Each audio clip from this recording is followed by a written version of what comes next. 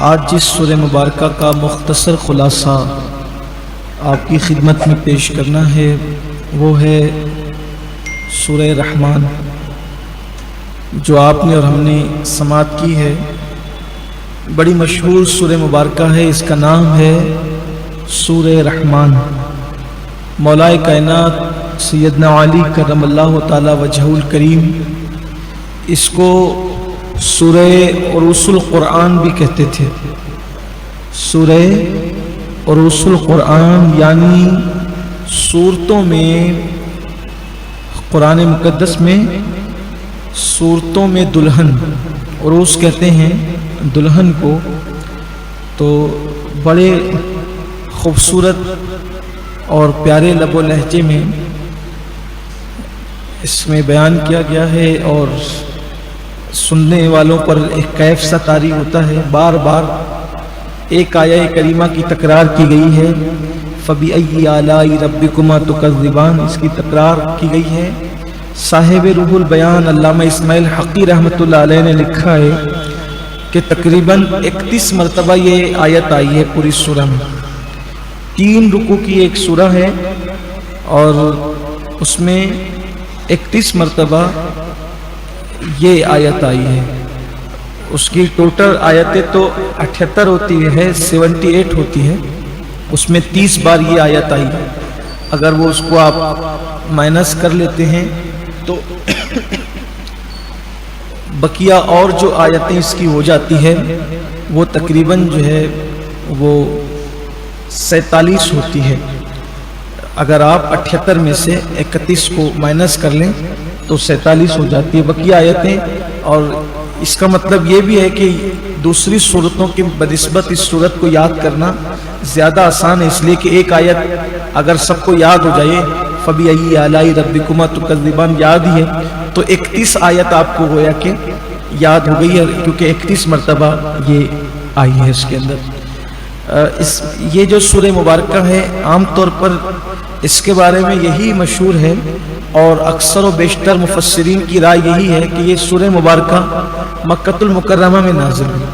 حالانکہ اس کو مدنی صورتوں میں بھی کہا جاتا ہے، لیکن جو قرائن و شواہد اس میں موجود ہیں، ایک بڑی معتبر اور صحیح روایت یہ ہے کہ حضرت عبداللہ ابن مسعود رضی اللہ تعالیٰ یہ دبلے پتلے صحابی تھے، اور ان کا قد پستی بمائل تھا، بڑے گورے جیسے اور خوبصورت تھے، لیکن قد چھوٹا اور دبلے پتلے سے تھے عبداللہ ابن مسعود رضی اللہ تعالیٰ۔ تو ان کو کسی نے کہا کہ مکے والے قرآن سنے بغیر سنے یہ لوگ اپنی اپنی ہانکتے ہیں اور الزام لگاتے ہیں کہ جادو ہے، سحر ہے، یہ ہے وہ ہے، کوئی سکھا جاتا ہے، اللہ کا کلام نہیں، ایسا ہے ویسا ہے، اس طرح کی باتیں وہ کرتے تھے۔ تو کاش کہ ان کو ایک بار قرآن سنانا چاہیے۔ تو عبداللہ ابن مسعود کی آواز بہت اچھی تھی، عبداللہ ابن مسعود کی آواز بہت اچھی تھی، قرآن بھی اچھا پڑھا۔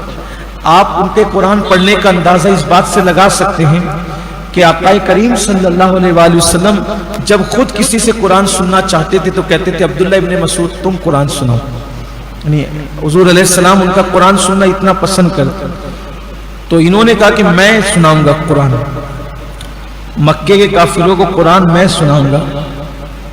تو کسی نے کہا نہیں، دیکھو تم کمزور آدمی ہو، وہ تمہیں بہت ماریں گے، پریشان کریں گے، اس لیے تم نے نہیں سنانا، کوئی اور ایسا آدمی ہو جس کا روب و دبدبا ہو، جس پر یہ ہاتھ اٹھانے کی ہمت نہ کر سکے، حوصلہ نہ کر سکے، ایسے آدمی کو تلاوت کرنے دو۔ انہوں نے ایک نہ سنی اور گئے، اور جانے کے بعد جب وہ آپ کھڑے ہو گئے اور کعبۃ اللہ شریف کی دیوار کو پیٹ لگا کر اور وہاں آپ نے اسی سورہ مبارکہ کی تلاوت کی، تو مکے کافر آپ پہ ٹوٹ پڑے اور آپ کو بہت مارا۔ تو اب بعض مفسرین یہ دلیل دے کر کے یہ لکھتے ہیں کہ اگر یہ سورت مدینہ منورہ میں نازل ہوتی تو یہ واقعہ تو ہجرت سے پہلے کا ہے، تو پھر کیسے پڑھی جاتی ہے مکہ المکرمہ میں؟ بہرحال یہ مفسرین کا اختلاف ہے، واللہ اعلم۔ اچھا، آپ لوگ جو روزانہ گفتگو سن رہے تھے مکے والوں سے متعلق کہ ان کا اعتراض تھا کہ قرآن اللہ نے نازل نہیں کیا، کسی اور کوئی اور سکھا جاتا ہے یا معاذ اللہ گڑھ کے بیان کیا جاتا ہے، تو اس اعتراض کا جواب اس میں بھی ہے. اللہ تعالیٰ فرماتا ہے رحمان نے اپنے حبیب صلی اللہ علیہ وآلہ وسلم کو قرآن سکھایا. الرحمن علم القرآن، رحمان نے سکھایا قرآن. یعنی یہ گڑ کر نہ کہا جاتا ہے نہ کوئی اور ہے. وہ جو جوابات مکے والوں کو دیے جا رہے ہیں اس میں پھر جواب ہے. تو یہاں اللہ تعالیٰ نے اس سورہ مبارکہ میں آغاز ہی اپنے صفاتی نام سے کیا، رحمان. رحمان کا مطلب ہوتا ہے کہ جس کے رحم و کرم کی کوئی انتہائی نہ ہو، اور اس کا رحم و کرم مومن اور کافر سب کے لیے. آپ دیکھیے اللہ کی صفت رحمان، اس کی رحمانی صفت کا جلوہ دیکھیے. اس کے کرم کے دسترخوان پر مومن بھی کھا رہے ہیں، کافر بھی کھا رہے ہیں. نعمتیں مومنوں کو بھی مل رہی ہے، کافروں کو بھی مل رہی ہے، نیکوں کو بھی مل رہی ہے، گنہگاروں کو بھی مل رہی ہے، سب کو مل رہی ہے. لیکن آپ یہ نہیں دیکھتے کہ کوئی کفر کرے تو اللہ اس سے نعمت روک لے، کوئی گناہ کرے تو اللہ اس سے نعمت روک لے. ایسا نہیں ہوتا. تو وہ رحمان ہے. تو اللہ نے فرمایا کہ رحمان نے اپنے حبیب مصطفیٰ جان رحمت صلی اللہ علیہ وآلہ وسلم کو قرآن سکھایا. اب یہاں ایک اور خاص بات، جہاں اللہ تعالیٰ نے سکھانے کا ذکر کیا تو وہاں پر یہ نہیں کہا کہ قہار نے سکھایا، جبار نے سکھایا، اللہ نے سکھایا، بلکہ کیا کہا؟ رحمان نے سکھایا. رحمان مطلب بے پناہ مہربان، بے نہایت مہربان. تو یہاں ایک ہمیں نکتہ ملتا ہے، ایک ہمیں سبق ملتا ہے کہ اگر تم کسی کو کوئی چیز سکھانے کے لیے بیٹھو تو غصے گرمی میں ناراض ہو کر مار پیٹ کر آپ کسی کو کچھ سکھا نہیں سکتے. سکھانے کے لیے صفت مہربانی کی ضرورت. جب تک تم مہربان نہیں ہوں گے اس وقت تک کسی کو کچھ سکھا نہیں سکتے. اور وہ کیسا رحمان ہے. حضرت حجت الاسلام امام غزالی رحمۃ اللہ علیہ نے اللہ کی صفت رحمانی کا ذکر کرتے ہوئے بہت خوبصورت بات لکھی ہے. امام غزالی لکھتے ہیں کہ اللہ اپنے بندوں پر از حد مہربان، لطف عنایت کرنے والا. اس کے ہم مسلمانوں پر کتنے احسانات ہیں. پہلا احسان کہ اس نے ہمیں پیدا کیا. اگر اللہ ہمیں پیدا نہ کرتا تو آپ بتائیں کہ ہمارا وجود ہوتا؟ نہیں ہوتا. اس نے پیدا کیا تو ہم پیدا ہو گئے. اور ایک اور بات میں اس میں ایڈ کروں گا امام غزالی کی بات میں، پیدا کیا اور اگر پیدا کرتا چوہا بنا کے تو کیا کرتا؟ بلی بناتا، کتا بناتا، جانور بناتا اور جو چاہتا بناتا. لیکن پہلی بات تو پیدا کیا، ہمیں کرم کیا. اور کرم بالائے کرم یہ کہ انسانوں میں پیدا کیا، انسان بنایا. امام غزالی اب لکھتے ہیں کہ دوسرا کرم یہ ہے کہ انسان بنایا تو گمراہ انسان نہیں بنایا، کافر نہیں بنایا، مشرک نہیں بنایا، منافق نہیں بنایا، بلکہ انسان بھی بنایا تو ہدایت یافتہ انسان بنایا، یعنی مومن بنایا، مسلمان بنایا. نہ گمراہ ہے، نہ ہم لوگ معاذ اللہ منافق ہیں، نہ کافر ہے، نہ مشرک ہے. اللہ کا شکر ہے ہم مومن ہیں، مسلمان ہیں، اس سیدھے راستے پہ. یہ اس کا کرم ہے، اپنے ہاتھ میں نہیں ہے، اس کا کرم ہے. وہ جسے چاہے ہدایت دے تو یہ اس کا کرم. اب یہاں پر میں امام غزالی کی بات میں ایک بات اور ایڈ کروں گا. مسلمان بنایا، امام غزالی تو اس پہ شکر ادا کر رہا ہے کہ مسلمان بنایا، لیکن یہاں یہ بات ایڈ کرتا ہوں، مسلمان تو نوح علیہ السلام کا امتی بھی مسلمان، موسیٰ علیہ السلام کا امتی بھی مسلمان، عیسیٰ علیہ السلام کا امتی مسلمان ہے. ہمیں مسلمان بنایا تو نوح علیہ السلام کا امتی نہیں بنایا، موسیٰ علیہ السلام کا امتی نہیں بنایا، عیسیٰ علیہ السلام کا امتی نہیں بنایا. مسلمان بھی بنایا تو نبیوں کے نبی کا امتی بنایا، امام الانبیاء کا امتی، سید الانبیاء کا امتی. دیکھو اگر موسیٰ علیہ السلام کے امتی ہوتے تو جو غلطی کرتے قرآن اور حدیث میں ان کا ذکر ہو رہا ہے نا کہ ایسے تھے ایسے تھے، لیکن ہمیں آخری میں محبوب کا امتی بنا کے بھیجا. نہ ہمارا کوئی ذکر و برائی سے کرے گا، نہ ہمارے بعد کوئی امت آئے گی، نہ اس کا تذکرہ کیا جائے گا. اور پھر کرم بالائے کرم، حضور کے امتی ہونے کا کرم کیا ہے؟ ان کو 5 وقت کی نمازیں نہیں ملی، ہمیں 5 وقت کی نمازیں ملی. انہیں قرآن نہیں ملا، ہمیں قرآن ملا. انہیں سورہ فاتحہ نہیں ملی، ہمیں سورہ فاتحہ ملی. ان کو ماہ رمضان نہیں ملا، ہمیں ماہ رمضان ملا. اور پھر کرم کیا؟ امت محمدیہ ہونے کا احسان یہ ہے اللہ رب العزت کا کہ اللہ نے ہمیں امت محمدیہ بنایا. اس کا احسان یہ ہے کہ امت محمدیہ سب سے آخری میں قبر میں جائے گی اور سب سے پہلے قبر سے اٹھائی جائے گی. میدان محشر میں سب سے پہلے امت محمدیہ کا حساب ہوگا، اور امت محمدیہ کا جب حساب ہوگا تو اللہ تبارک و تعالی محبوب کو دیکھ کر کہے گا حبیب تو جسے چاہے ہم اس کی مغفرت کر دیں. امت محمدیہ بنایا اس نے، کتنا احسان ہے اس کا. اس کرم کا کروں شکر کیسے یہ شکر ادا ہو سکتا ہے؟ کتنا بڑا احسان ہے رحمان کا. تو امام غزالی نے دو باتیں کہی. ایک تو یہ کہ اللہ نے ہمیں پیدا کیا، پھر ہم نے اس پر ایک بات کا اضافہ کیا اللہ کی توفیق سے، پھر انہوں نے کہا کہ مسلمان بنایا. پھر ایک بات آپ نے سنی کہ امت محمدیہ کا اضافہ ہم نے آپ کے سامنے کیا. تیسری بات امام غزالی لکھتے ہیں پھر اس کے کرم نوازی یہ کہ اس کے کرم سے وہ میدان محشر میں ہماری مغفرت فرمائے گا. میدان محشر میں ہماری مغفرت فرمائے گا، اور مغفرت فرمانے کے بعد صرف مغفرت ہی نہیں فرمائے گا بلکہ جب جنت میں داخل کرے گا تو وہاں اپنا دیدار بھی نصیب فرمائے گا. اس پر بھی اضافہ ہو سکتا ہے کہ مغفرت فرمائے گا، لیکن ہماری مغفرت ہوگی مصطفیٰ جان رحمت کی شفاعت سے.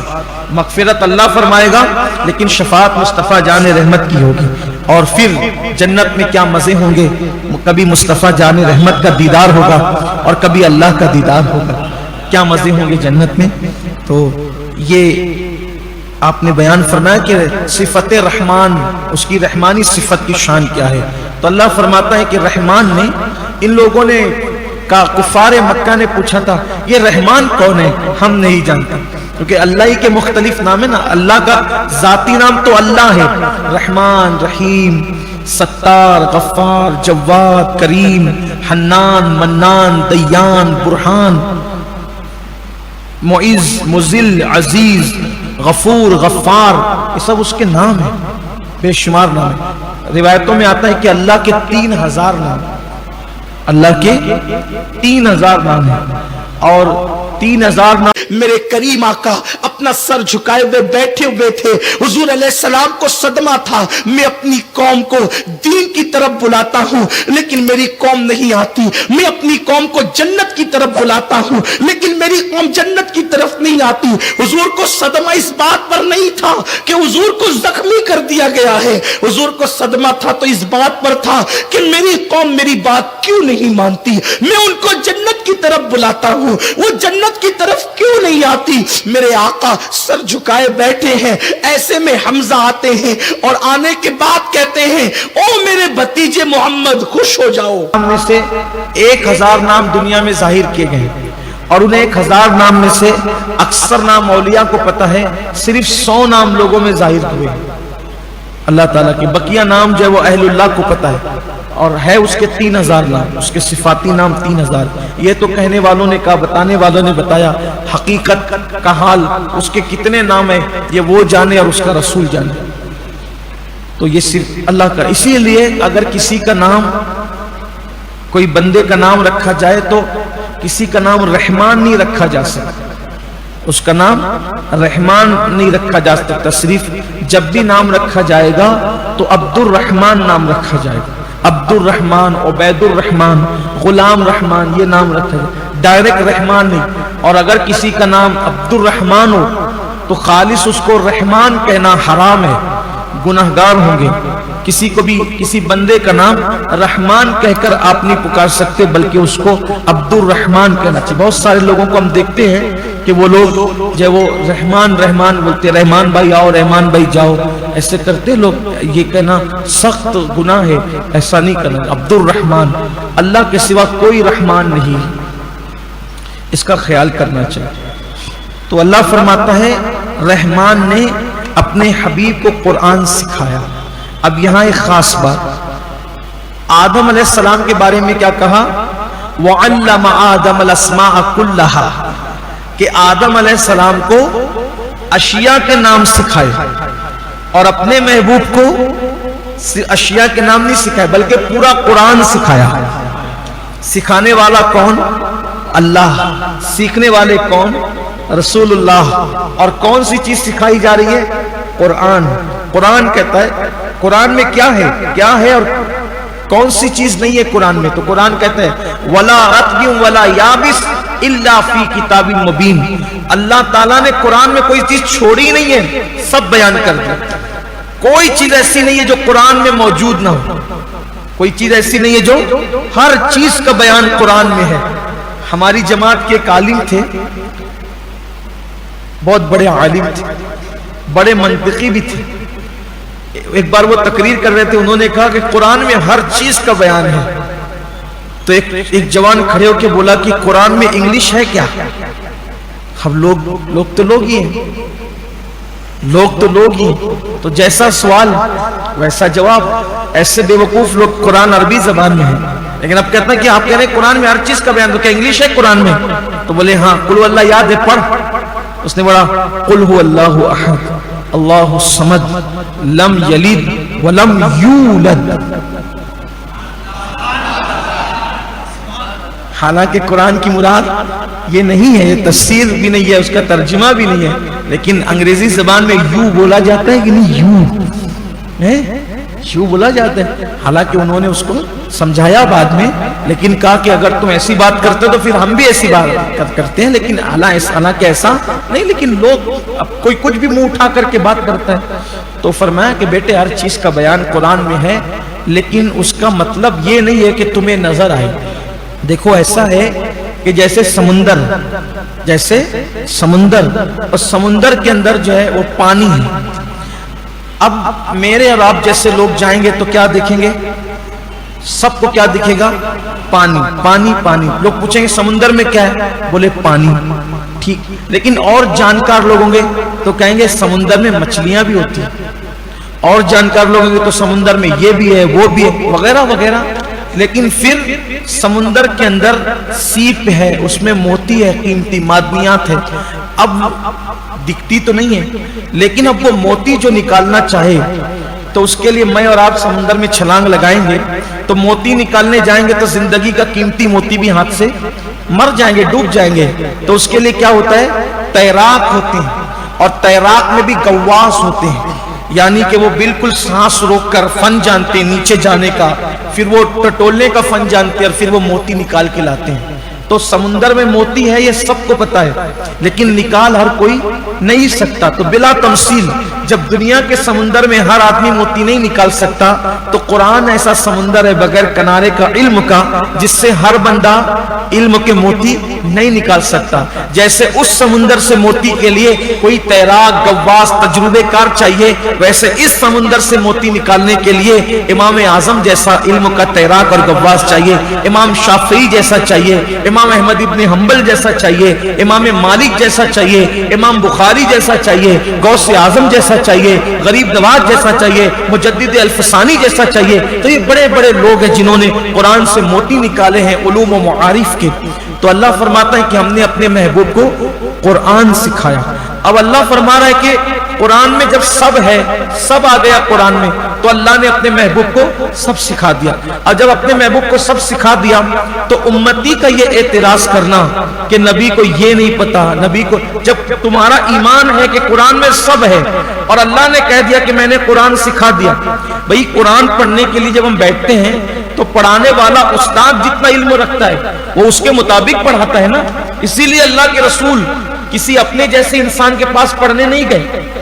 हुजूर का दुनिया में कोई उस्ताद नहीं है, कोई उस्ताद नहीं। और अल्लाह की हिकमतों में से एक हिकमत ये भी थी, देखो जब आप किसी को अच्छी तकरीर करते देखते हो, अच्छे लबो लहजे में बात करते देखते हो, अच्छा लिखते देखते हो, तो आप क्या कहते हो? माशाअल्लाह।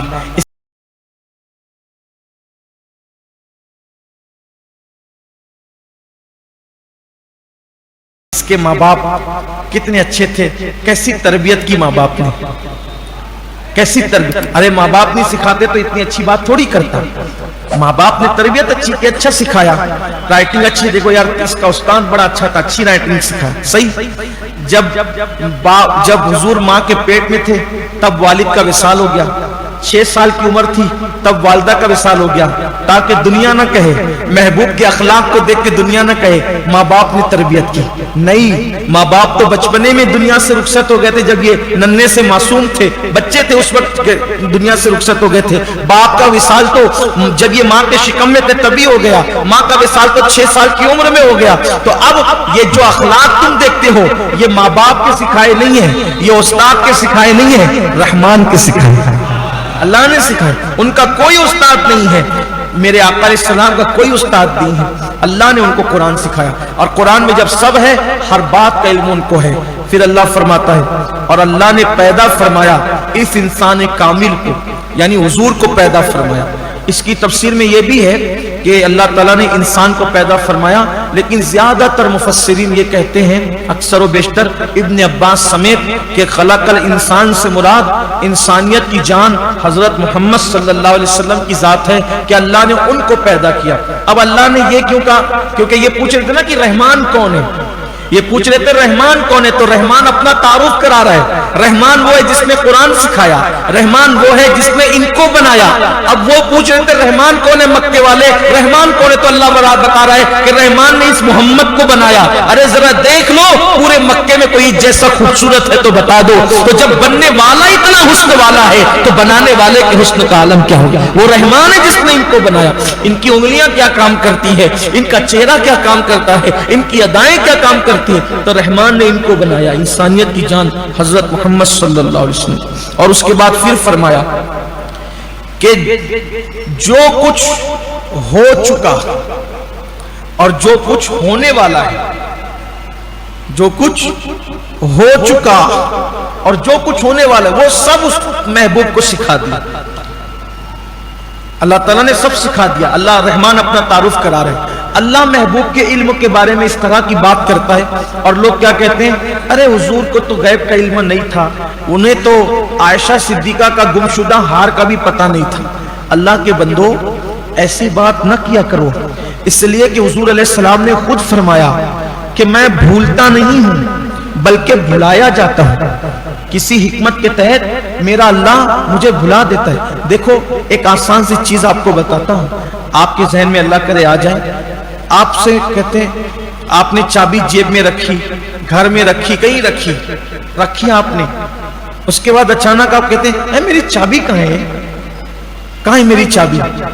तो आप कोई आकर बोलेगा अरे तुम्हें पता ही नहीं चाबी कहाँ है। अरे मैंने अपने हाथ से रखी, लेकिन अल्लाह ने जहन से निकाल दिया, तवज्जो हट गई वहां से, इसलिए अब समझ में नहीं आ रहा है। तो हुजूर अलैहिस्सलाम ने बहुत सारी बातें जो नहीं बताई, इसका मतलब ये नहीं माज़अल्लाह कि हुजूर को मालूम नहीं था, बल्कि उसमें हिकमत ये थी कि कभी कभी अल्लाह तबारक व ताला किसी हिकमत के तहत महबूब के जहन से वो बात निकाल देता था। कुछ लोगों को मैंने ये भी कहते हुए सुना कि जब हुजूर अलैहिस्सलाम को इल्म गैब था तो बद्र के मैदान में हुजूर सहाबा को क्यों लेकर गए थे, उहद के मैदान में क्यों लेके गए थे? मैंने कहा चल भाई अच्छा, हुजूर को नहीं था, अल्लाह को तो था कि नहीं था? अल्लाह को तो है ना इल्म गैब, नबी को नहीं मानते हो, अल्लाह को तो तुम भी मानते हो, तो फिर अल्लाह ने वही नाजिल करके क्यों मना नहीं किया कि बद्र में मत जाओ, 14 की शहादत हो जाएगी, उहद में मत जाओ, 70 की शहादत हो जाएगी, अमीर हमजा का कलेजा चबाया जाएगा? तो अल्लाह ने क्यों मना नहीं किया? अल्लाह को तो था ना इल्म गैब। इस तरह की बातें लोग पागलपन की करते, मुसलमान होकर ऐसी वाहियात बातें करते हैं। अरे अल्लाह के बंदो, हुजूर का जंग में ले जाना सहाबा को ये इल्म गैब के मुनाफी नहीं है। हुजूर अलैहिस्सलातु व तस्लीम को मालूम भी हो, अल्लाह ने भुला दिया हो और याद न दिलाई हो, और अगर हुजूर अलैहिस्सलाम को मालूम भी हो, अरे जब हुजूर अलैहिस्सलाम बद्र के मैदान में ये निशान लगा के कह रहे हैं यहाँ अबू जहल मारा जाएगा, यहाँ उतबा मारा जाएगा, यहाँ शैबा मारा जाएगा, तो जब दूसरों के मरने के बारे में पता है कल की जंग में ये मरेंगे, तो क्या अपने सहाबा के बारे में नहीं पता था? तो फिर क्यों ले गए? तो ले इसलिए गए कि जब ये जाएंगे तो मर्तबे शहादत पाएंगे, वहां ले जाने से उनका नुकसान नहीं हुआ। अरे मौत आई थी उस दिन तो मरना ही मरना था, लेकिन गए जंग में तो शहादत का मकाम पा गए। और वल्लाह सारी अमवात में सबसे बेहतरीन मौत वो है जो शहादत की मौत है। शहादत को लोग समझते क्या है? तो लोग अपने अपने तौर पर जवाब देते हैं, लेकिन लोगों को चाहिए कि लोग इस तरह की वाहियात बातें न किया करें। फिर अल्लाह ताला ने फरमाया कि सूरज और चांद یہ سب اللہ کے قانون کے پابند ہیں، یہ سب حساب میں اپنے محور میں جو ہے اپنے اپنے مقام پر، اپنے مقام سے کوئی تجاوز نہیں کرتا، اپنے مقام سے کوئی نکلتا نہیں۔ یہ جو مہر و ماہ کا نظام ہے جسے ہم اپنی زبان میں نظام شمسی کہتے ہیں، یہ جو نظام شمسی چل رہا ہے یہ سب اللہ کے حکم پر چل رہا ہے، یہ میرے اللہ کی شان ہے، اور اسی وجہ سے ہمارے دن بھی آتے ہیں، ہماری راتیں بھی آتی ہیں، ہماری صبح بھی آتی ہے، ہماری شام بھی آتی ہے، یہ سب کچھ ہوتا رہتا ہے، لیکن یہ سب حساب و کتاب میں ہے۔ کوئی اپنی مرضی سے نہیں نکلتا، کوئی اپنی مرضی سے نہیں ڈوبتا، کوئی اپنی مرضی سے نہیں چلتا، کوئی اپنی مرضی سے نہیں رکتا، یہ سارا نظام رحمان کا قائم کیا ہوا ہے، اور اس کے حکم سے سب کے سب اپنے اپنے مقام پر چاہے وہ اپنے اپنے محور میں چاہے وہ گردشیں کر رہے ہیں، لیکن کوئی بھی تجاوز نہیں کرتا، ادھر سے ادھر نہیں نکلتا۔ اور پھر فرمایا جو آسمان کے تارے ہیں اور جو زمین کے درخت ہیں وہ سب میرے اللہ کی بارگاہ میں، رحمان کی بارگاہ میں سجدے کر رہے ہیں۔ تارے بھی سجدے میں ہیں اور درخت بھی سجدے میں ہیں۔ کسی کے ذہن میں خیال آ سکتا ہے کہ بھئی درخت تو کھڑے ہوئے ہیں، یہ سجدے میں کیسے ہیں؟ تو ہمارے مفسرین نے لکھا یہاں سجدے کا مطلب یہ ہے اللہ تبارک و تعالیٰ کے حکم پر اپنے سر کو رکھ دینا، یہ بھی سجدہ ہے۔ تو سب کا سجدہ جدا جدا ہے، سب کا سجدہ۔ آقا کریم کو زخمی کیا گیا، حضور غمگین نہیں ہوئے۔ حضور کو صدمہ کس بات کا تھا؟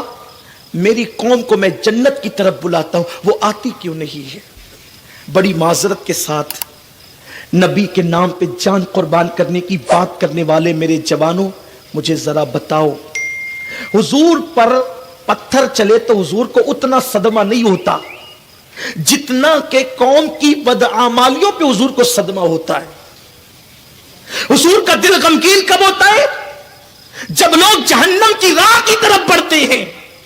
ارے کافر اگر جنت کی طرف بلانے پر نہ آئے، اسلام قبول نہ کرے، تو حضور کو اتنا صدمہ ہے، حضور علیہ السلام اتنے بظاہر غمگین ہیں۔ جب کلمہ پڑھنے والے زنا کے اڈوں پہ جاتے ہوں گے تو حضور کے دل پر کیا گزرتی ہوگی؟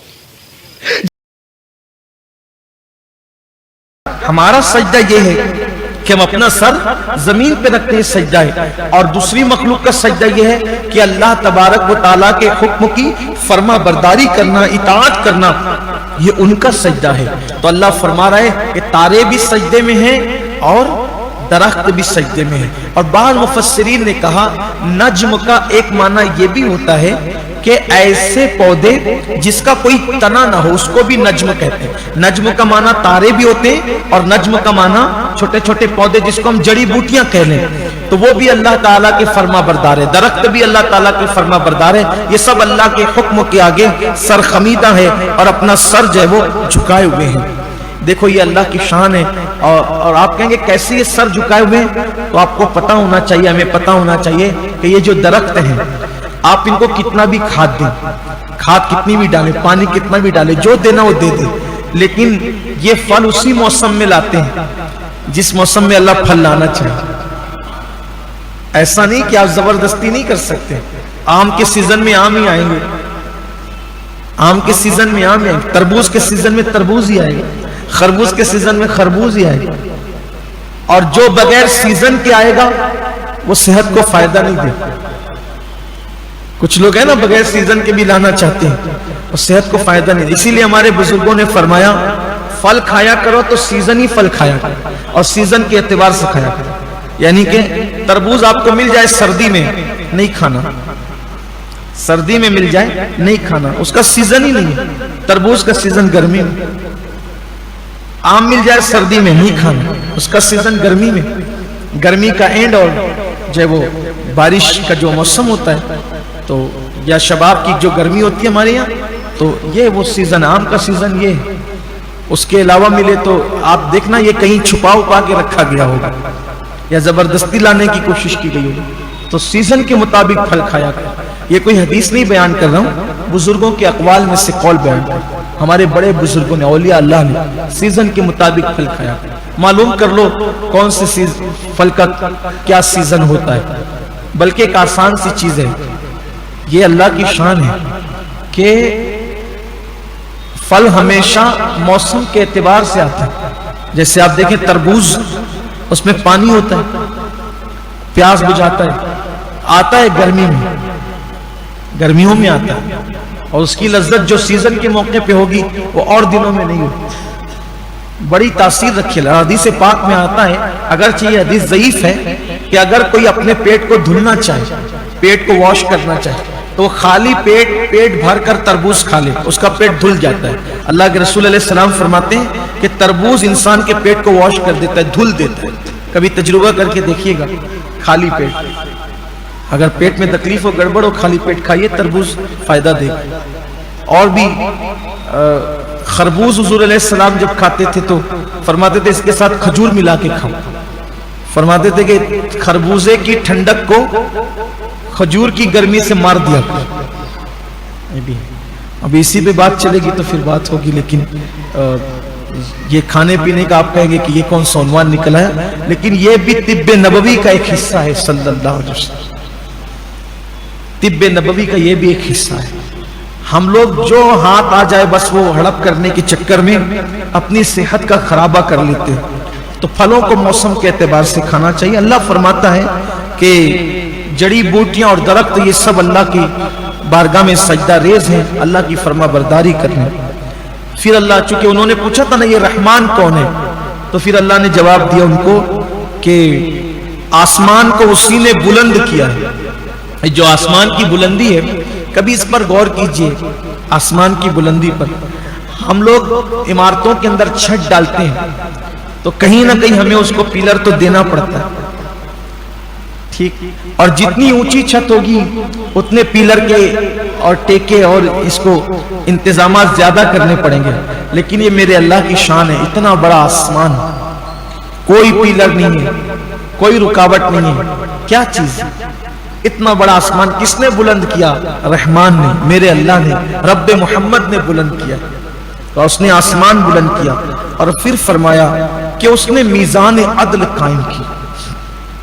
میزان عدل قائم کی یعنی ہر چیز میں وہ عدل چاہتا ہے.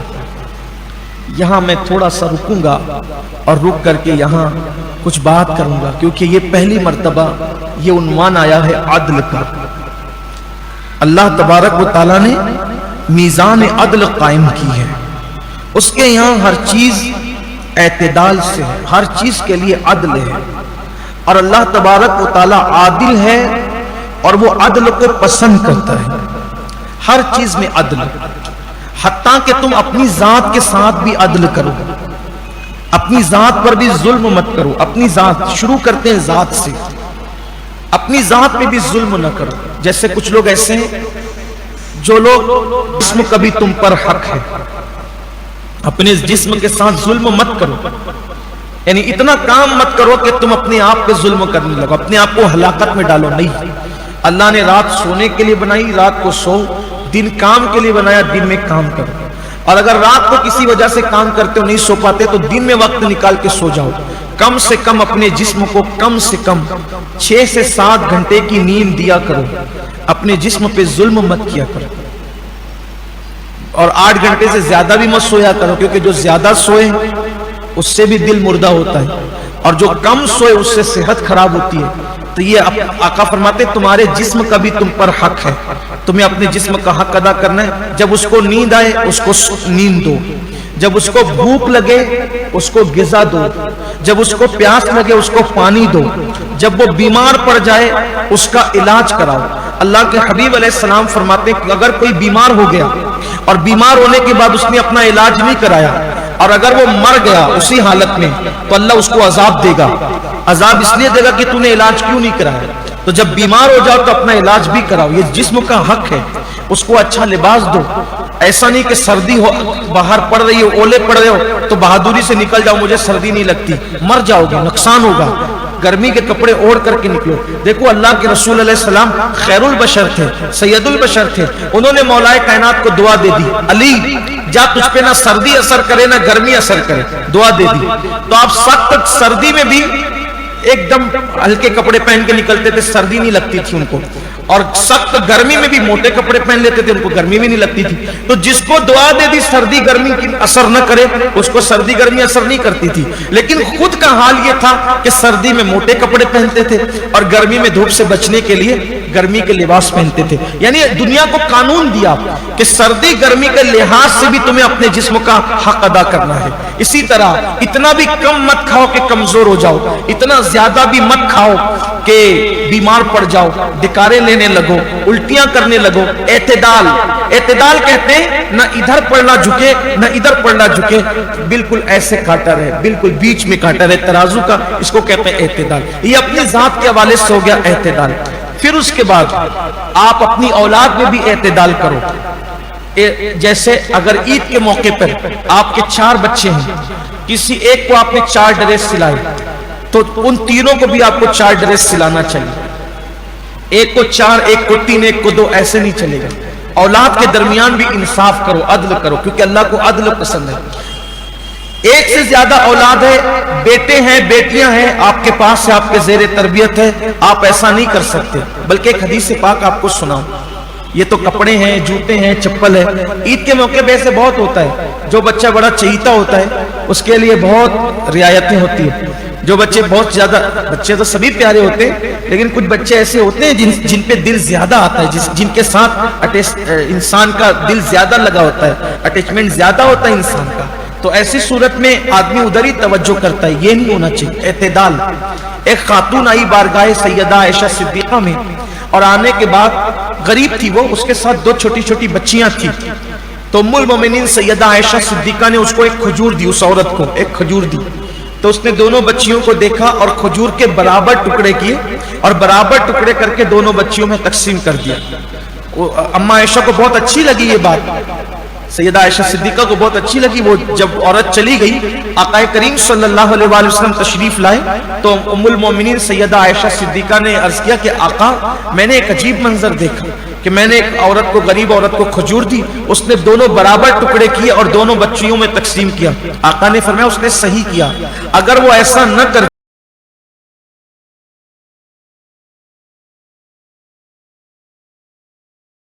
کی غلط تقسیم پر اللہ اس سے پوچھتا, اس کو عذاب دیا جاتا.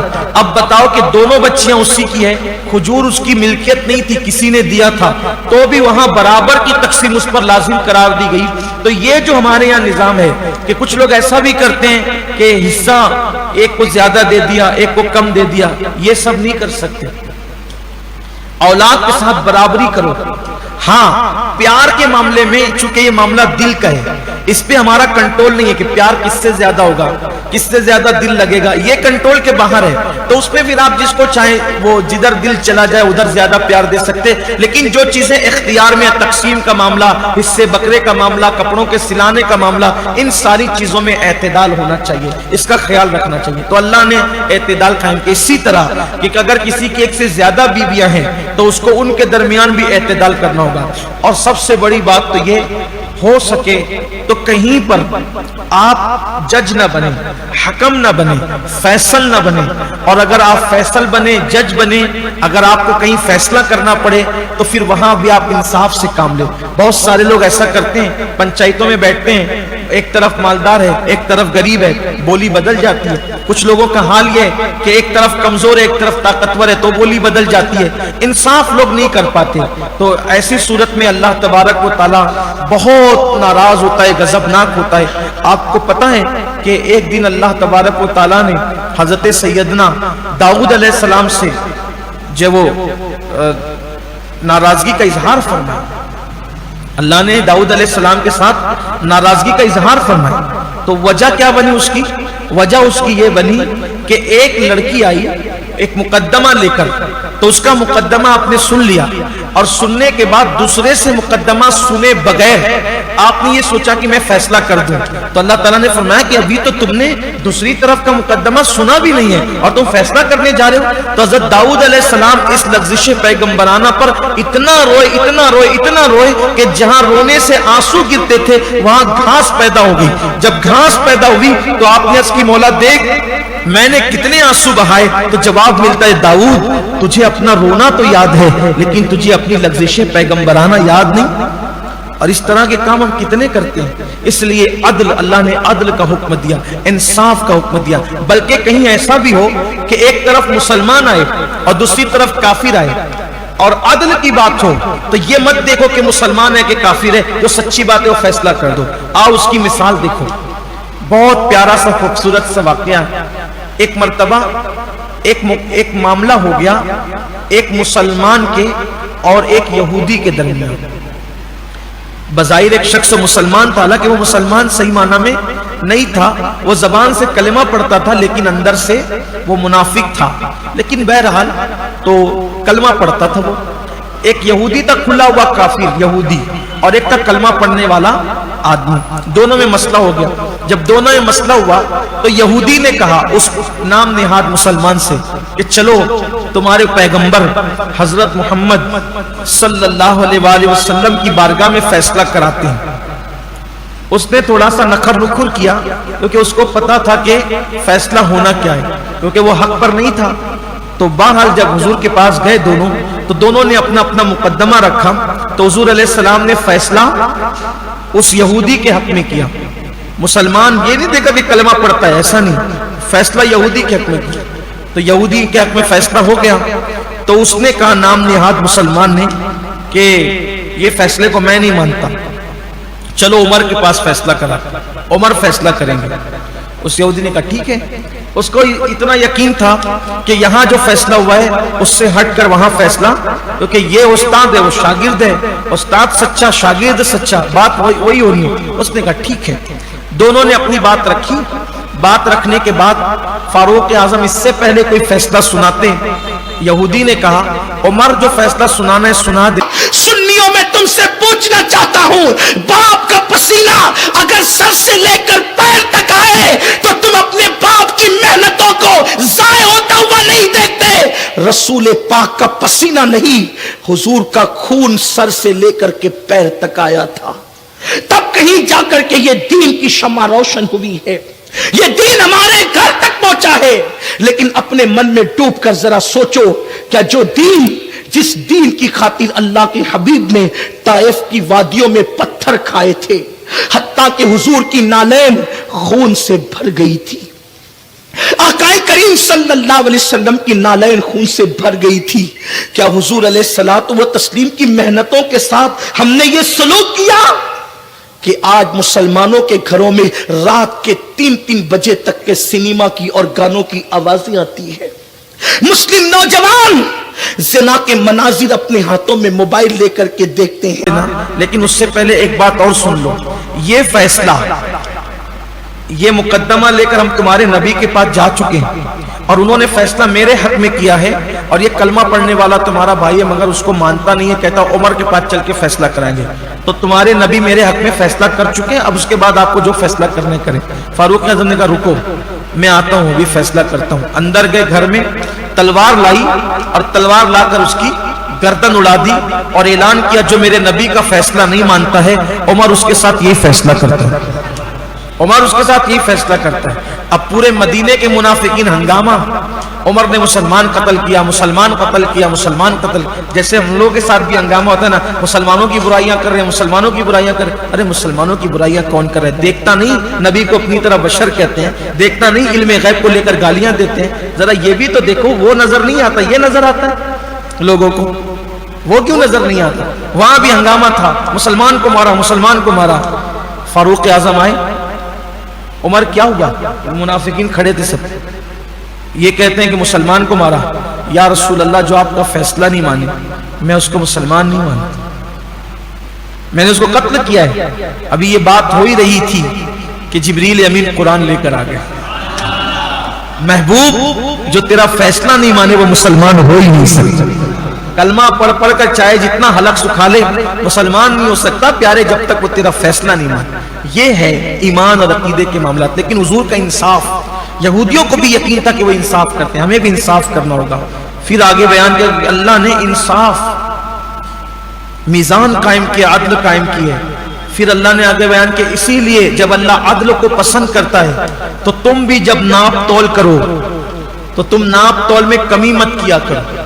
ناپ تول میں کمی نہیں کرنا، ناپ تول میں कमी नहीं करना, बराबर तोलो। इसीलिए अल्लाह के हबीब सल्लल्लाहु अलैहि वसल्लम फरमाया करते थे कि जिस वक्त लो तो ज्यादा मत नापा करो, लेते वक्त ज्यादा मत तोला करो और देते वक्त कम मत तोला करो। हजरत शुएब अलैहिस्सलाम की कौम पर जो अजाब आया था आप सुन चुके, तो उनके गुनाहों में से एक गुनाह यह भी था कि वो नाप तौल में कमी किया करते थे।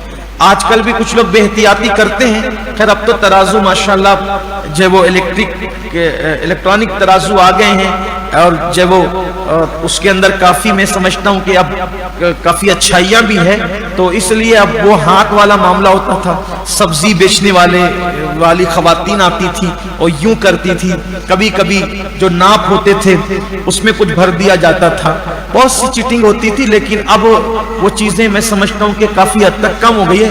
अलबत्ता अब ये जरूर होता है कि बाज गोश्त बेचने वाले ऐसा करते हैं कि जब वो गोश्त डालते हैं तो वो झटके से डालते हैं, ऐसा मैंने सुना है। मैं कभी गोश्त लाने गया नहीं हूं, लेकिन मैंने अब आप भी लोग आकर बताते हैं तो सुनने में आता है। कभी ऐसा इत्तेफाक मुझे नहीं हुआ है, लेकिन लोगों ने बताया, सब ऐसे नहीं होंगे, लेकिन ये कि बताया तो बात आई तो मैंने कह दी, वो झटके से यूं डालते, तो ये उनके लिए जायज नहीं होगा। दूसरी बात कि जब वो गोश्त जो डालते हैं तो वो गाहक से हड्डियां छुपा कर डालते हैं, ये भी उनके लिए जायज नहीं, क्योंकि वो बेचते भी तो गोश्त बोलकर ही है ना। जब हम भी जाते हैं तो क्या बोलकर जाते हैं कि मैं गोश्त लेने जा रहा हूं, ये थोड़ी कहते हड्डियां लेने जा रहे हैं। तो उनको भी चाहिए कि गोश्त देते वक्त एहतियात वो ये करें कि गोश्त डालें, अगर वो हड्डियां चाहे जितनी डालना चाहें गाहक के सामने डालें, उसकी रजा से डालें, खुशी से। छुपा के डालना ये धोखा होगा। इसी तरीके से कुछ लोग हमारे यहाँ बकरा जब बेचते हैं कुर्बानी के मौके पर भी, और ऐसे आम भी, जब बकरा बेचते हैं तो उसको पहले चना या कोई ऐसी चीज खिलाते हैं और उसके बाद फिर उसको पेट भरकर पानी पिलाते हैं, तो वो फूला हुआ नजर आता है। ये भी धोखा है, ऐसा नहीं करना चाहिए। एक मर्तबा अल्लाह के रसूल अलैहिस्सलाम तशरीफ ले गए बाजार में, तो देखा कि कोई गल्ला बेच रहा है, यानी अनाज बेच रहा है। हुजूर अलैहिस्सलाम ने उसके अंदर हाथ डाला तो देखा कि अंदर गीलापन था। हुजूर ने फरमाया ये धोखा ना करो, अगर ये गीला है तो इसको ऊपर करो, सूखा ऊपर रख करके गीला नीचे छुपा करके ऐसा नहीं किया करो, ये धोखा है। तो लेन देन के अंदर बहुत एतदाल होना चाहिए। और आपसे एक बात कह देता हूं, जब आप कुरान के तालिबे इल्म बन ही गए हैं और अल्लाह ने तौफीक दी है, तो एक बात हमेशा याद रखना, कभी भी हमें किस्मत से ज्यादा और वक्त से पहले नहीं मिलेगा। इसलिए कारोबार करो तो सच्चाई के साथ, सदाकत के साथ, दयानत के साथ करो। अल्लाह के रसूल अलैहिस्सलाम फरमाते हैं कि कयामत के दिन सच्चे ताजिर, जो सच्चे ताजिर है, वो कयामत के दिन अंबिया और सिद्दीकीन के साथ जन्नत में दाखिल किए जाएंगे। नबियों के साथ और सिद्दीकों के साथ वो जन्नत में दाखिल किए जाएंगे। देखिए हमारे इमाम आजम अबू हनीफा ने भी तिजारत की, लेकिन हमारा अंदाज तिजारत और उन लोगों का, बुजुर्गों का अंदाज तिजारत कितना बदल गया है। देखिए हमारे पास भी लोग आते हैं ना कारोबारी मामलात में, आप देखिए कि वो बस देखते रहिए कि दाढ़ी उनकी देखो, टोपियां उनकी देखो, कपड़े उनके देखो, बातें उनकी ऐसी, होटलों पे बैठ के ऐसी बातें करते हैं कि वली से कम नहीं है। लेकिन लेन देन करके देखो तो समझ में आता है कि ये बिल्कुल जीरो है, कुछ नहीं है, ये सिर्फ ढोंग है, बस कुछ नहीं। देख लीजिए आप, एक औरत आई इमाम आजम अबू हनीफा के पास और आने के बाद कहने लगी आप कपड़े के ताजिर थे। अक्सर औलिया अल्लाह कपड़े के ताजिर हुए, अक्सर औलिया अल्लाह, अक्सर वलियों को देखिए वो कपड़ों के ताजिर हुए और बहुत बरकत है उसके अंदर। और अल्लाह का शुक्र है हमारे मालेगांव में भी अक्सर लोग कपड़े ही की तिजारत से ताल्लुक रखते हैं। अल्लाह इस शहर में मजीद बरकतें अता फरमाए। बस जरूरत है ईमानदारी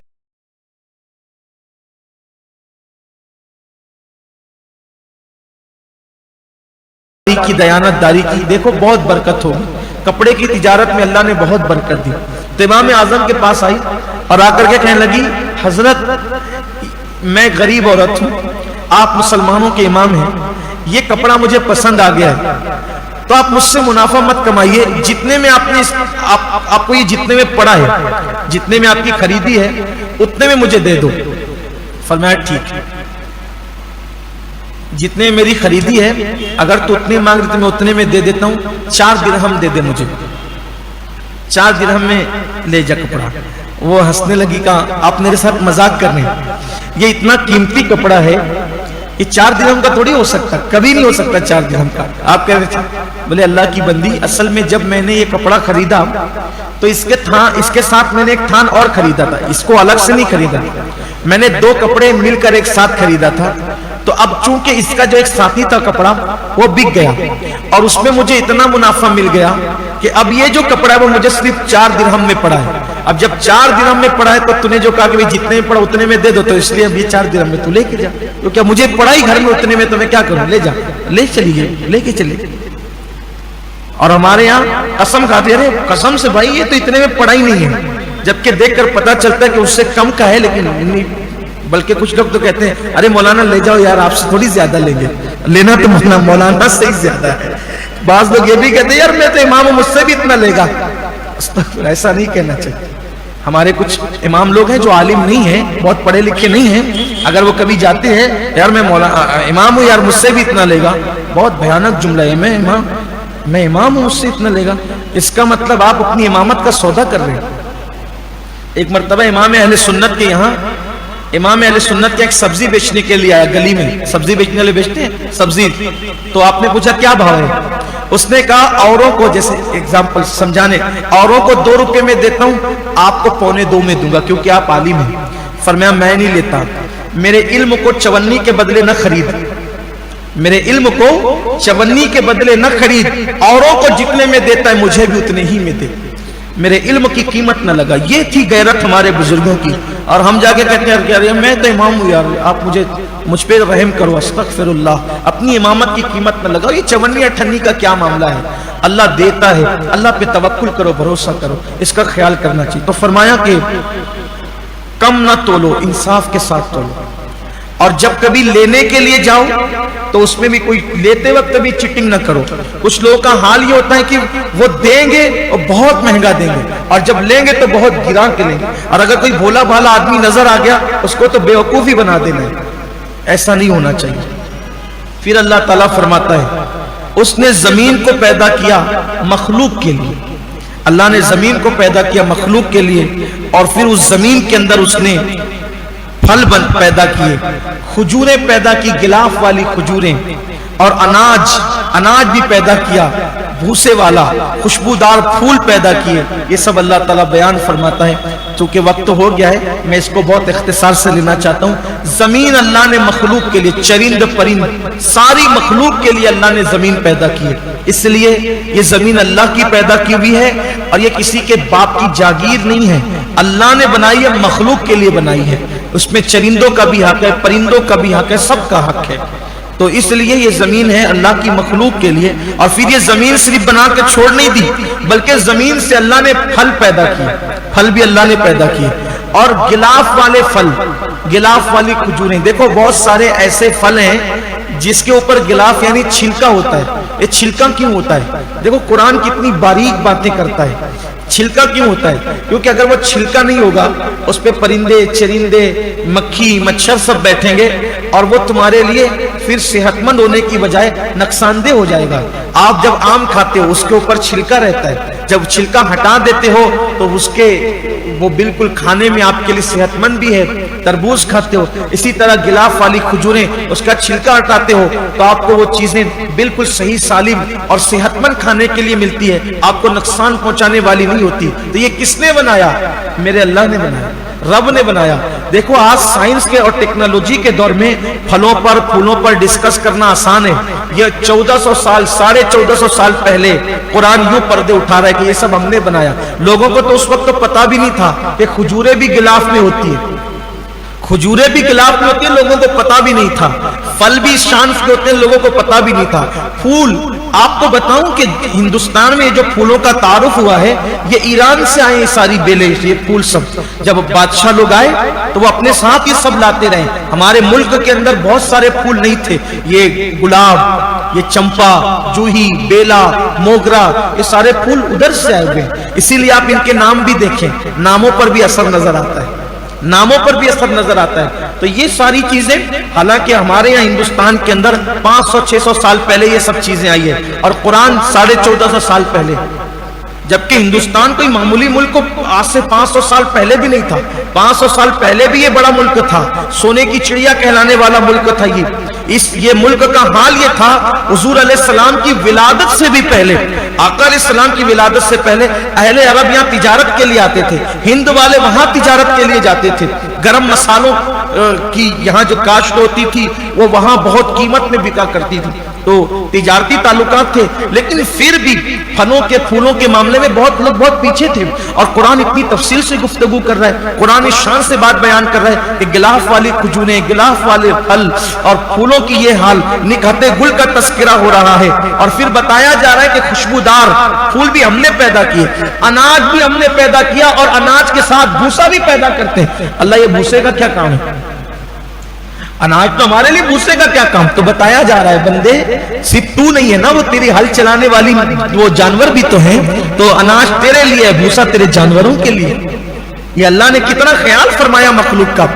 اور خوشبودار پھول بھی ہم نے تمہارے لیے کہ اس کو دیکھتے ہو تو تمہارا کلیجہ ٹھنڈا ہو جاتا ہے, تمہاری بے چینی کو چین آ جاتا ہے, تمہاری بے قراری کو قرار آ. پھولوں کو دیکھو, دیکھ کر کتنا اچھا لگتا ہے, دیکھ کر ہی اس کی نکہتے گل دیکھ کر, اس کی خوشبو سونگھ کر مشام جام معطر ہو جاتے ہیں. آنکھوں کو بھی سکون, دماغ کو بھی سکون, دل کو بھی سکون. یہ سب چیزیں اللہ کہتا ہے ہم نے پیدا کیا. اور پھر اس کے بعد کہتا ہے کہ اے انس جن, اے انس جن, تم اللہ کی کن کن نعمتوں کو جھٹلاؤ گے؟ اے انسان اور اے جنات دونوں کو مخاطب کر کے کہا کہ تم اللہ کی کون کون سی نعمت کو جھٹلاؤ گے؟ اتنی نعمتیں اللہ نے بنائی.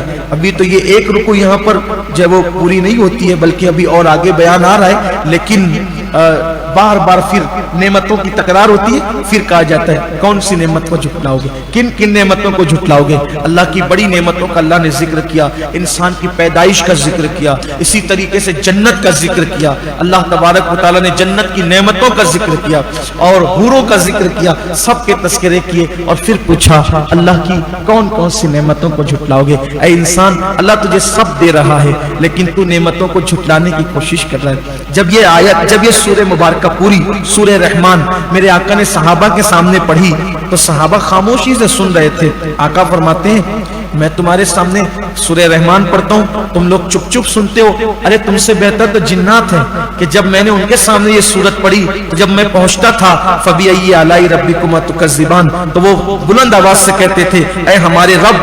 اپنی اولاد, یہ کیا رامائن اور مہابھارت آپ نے سیریل اپنے گھروں میں لگا رکھے؟ بچوں کا ایمان بچانا مشکل ہو جائے گا. یہ پاکستانی سیریل, یہ اشتانی سیریل, یہ اشتانی سیریل, کوئی سیریل نہیں, کچھ نہیں. ہم ہندوستانی اور فخر سے کہتے ہیں ہندوستانی. کوئی بھی سیریل ہو ہم اس کو جائز نہیں کہتے. بچوں سیریل سے بچوں کا ایمان بچانا مشکل ہو جائے. بچوں کو بتاؤ صرف تمہارا مسلمان ہونا کافی نہیں ہے, بلکہ تمہاری اولاد کا وہ بھی عاشق رسول بناؤ. صرف کلمہ نہیں, کلمہ لانے والے نبی کا عشق. اور اپنے نبی کی شان کیا بتاؤ گے؟ ہم تیری کسی نعمت کا انکار نہیں کرتے, ہم تو تیری ساری نعمتوں کی تعریف کرتے اور تیرا شکر ادا کرتے. انہوں نے کہا یہ بات کہی تو تم بھی بولا کرو جب یہ آیت پڑھی جائے کہ کن کن نعمتوں کو جھٹلاؤ گے, تو تم بھی کہا کرو ہم کسی نعمت کو نہیں جھٹلاتے, ہم تو تیری تعریف کرتے ہیں. تم بھی جواب دیا کرو. آقا نے صحابہ سے فرمایا. اس سے پتہ چلا کہ قرآن مقدس جنات نے بھی سنا اور حضور علیہ السلام کے ہاتھ پر ایمان لائے. میں نے کہا تھا کہ جب ذکر آئے گا تو میں تفصیل سے ذکر کروں گا, لیکن ذکر اب یہاں آ رہا, اگلی آیت میں آ رہا ہے اور ہمارا ٹائم آج مکمل ہو گیا ہے. وہ جنات کا ذکر ایسے سرسری کر کے گزر جانا سے آپ کو اس کی معلومات نہیں ہو سکے گی. میں یہ چاہتا تھا کہ اس کی معلومات آپ کو اچھی طرح سے ہو جائے تاکہ بہت ساری غلط فہمیوں کا ازالہ بھی ہو جائے اور کچھ معلومات بھی اس سلسلے میں ہمارے جن نوجوانوں کو نہیں ہو جائیں. لیکن وقت ہمارا مکمل ہوا اور کل چونکہ شب قدر ہے, 27ویں شب ہے, تو امام صاحب نے ان کا معمول ہے کہ وہ قرآن بھی زیادہ پڑھتے ہیں. کل شب قدر کی وجہ سے ہمارا ختم تو 29 کو ہوتا ہے, تو کل پھر انشاءاللہ شب قدر پر بھی گفتگو کرنی ہوگی کہ شب قدر کیا ہے, اس پہ بھی گفتگو ہوگی. تو شاید اس میں ہو سکتا ہے کہ عنوان نہ آئے, ہم دیکھیں گے اگر وقت میں گنجائش رہی تو انشاءاللہ تعالی سورہ جن جب پڑھی جائے گی, اور میرے خیال میں جو ہے وہ کل ہی پڑھی جائے گی. سورہ جن کی تلاوت کل ہی ہوگی، تو اگر وقت میں گنجائش رہی تو ہم اس پر انشاءاللہ گفتگو کر دیں گے تاکہ ہماری غلط فہمیوں کا ازالہ ہو اور اس سلسلے میں معلومات ہو۔ کچھ لوگ جن کا نام سنتے ڈر جاتے ہیں، ارے باپ رے باپ، جن جیسے ہم مخلوق ہے ویسے وہ بھی مخلوق ہے، یہ بات ہے۔ دوسری بات یہ کہ جیسے ہم پابند ہیں ویسے وہ بھی پابند ہیں۔ جیسے ہم لوگ جو ہے وہ ہم میں کچھ لوگ اللہ کے فرما بردار ہیں اور کچھ لوگ نافرمان ہیں، ویسے ان کے یہاں بھی کچھ فرما بردار ہے، کچھ نافرمان ہیں۔ جس طریقے سے ہمارے یہاں کچھ لوگ مسلمان ہیں، کچھ غیر مسلم ہیں، ویسے ان کے یہاں بھی کچھ لوگ مسلمان ہیں، کچھ لوگ غیر مسلم ہیں۔ اسی طرح سے ہمارے یہاں جیسے فرقے ہیں شیعہ، سنی، وہابی وغیرہ، ویسے ان کے یہاں بھی فرقے ہیں۔ تو اس طریقے سے تو ان سے ڈرنا نہیں چاہیے، البتہ یہ ہے کہ وہ آپ کا نقصان نہیں کر سکتے جب تک اللہ نہ چاہے، اور اگر وہ نقصان کرنا چاہیں، ہمیں چاہیے کہ جب ہم گھر سے نکلیں، کبھی بھی اپنا معمول بنا لیں، کبھی بھی گھر سے نکلیں آیت الکرسی پڑھے بغیر گھر سے نہیں، کیونکہ جب ہم آیت الکرسی پڑھ کے گھر سے نکلتے ہیں تو دو فرشتے ہمارے ساتھ ہو جاتے ہیں، دو فرشتے، اور جب تک ہم گھر لوٹتے نہیں تب تک وہ ہماری حفاظت کرتے رہتے ہیں۔ اور ہمیشہ یاد رکھیے گا کہ حضور اکرم صلی اللہ علیہ وآلہ وسلم نے فرمایا کہ جب راستے سونے ہو جائیں، یہ حدیث پاک، کچھ لوگ بڑی بہادری بھی کرتے ہیں، ان کو یہ بات سمجھنا چاہیے، جب راستے سونے ہو جائیں، خالی ہو جائیں رات کو راستے، تو آقا فرماتے ہیں پھر ان سونے اور خالی راستوں پہ نہ چلا کرو، کیونکہ اللہ تعالیٰ اپنی دوسری مخلوق کو پھر چھوڑتا ہے اور اجازت دیتا ہے، پھر وہ چلتے ہیں۔ اسی طرح مسجد میں رات میں جو ہے وہ اکیلے نہ رہا کرو، اپنے گھر میں بھی بڑے کمرے میں اکیلے نہ سویا کرو۔ اسی طرح رات جب ہو جائے اور قبرستان میں کوئی نہ ہو، اکیلے قبرستان نہ جایا کرو۔ یہ احتیاطیں بتائی گئی، کیونکہ ہمارے علاوہ اور بھی مخلوق ہیں، ان مخلوق کو بھی چھوڑا جاتا ہے، اور اگر آپ کو جانا ہی پڑے تو یہ دعا 3 مرتبہ، جہاں ایسا لگتا ہے کہ کسی اور مخلوق کا خوف اور خطرہ لگتا ہے تو اس وقت آپ کو یہ پڑھنا چاہیے، اعوذ بکلمات اللہ التامات من شر ما خلق، اعوذ بکلمات اللہ التامات من شر ما خلق، اعوذ بکلمات اللہ التامات من شر ما خلق۔ اس کو یاد کر لیں، 3 مرتبہ پڑھ کے کہیں چلے جائیں، انشاءاللہ تبارک و تعالی کوئی مخلوق آپ کو نقصان نہیں پہنچائے گی۔ آقا علیہ السلام کی سنت کریمہ ہے کہ حضور علیہ السلام سفر میں جس بھی منزل پر اترتے تھے، منزل پر اترتے وقت حضور علیہ السلام اس دعا کو پڑھ لیتے تھے، کوئی مخلوق آپ کو نقصان نہیں پہنچائے گی انشاءاللہ۔ اللہ نے چاہا کل وقت میں گنجائش رہی تو ہم اس پہ گفتگو کریں گے۔ جنات کے والے سے اللہ ہم سب کو توفیق بخشے، گفتگو کے درمیان کوئی غلطی تو اللہ معاف فرمائے۔ الفاتحہ۔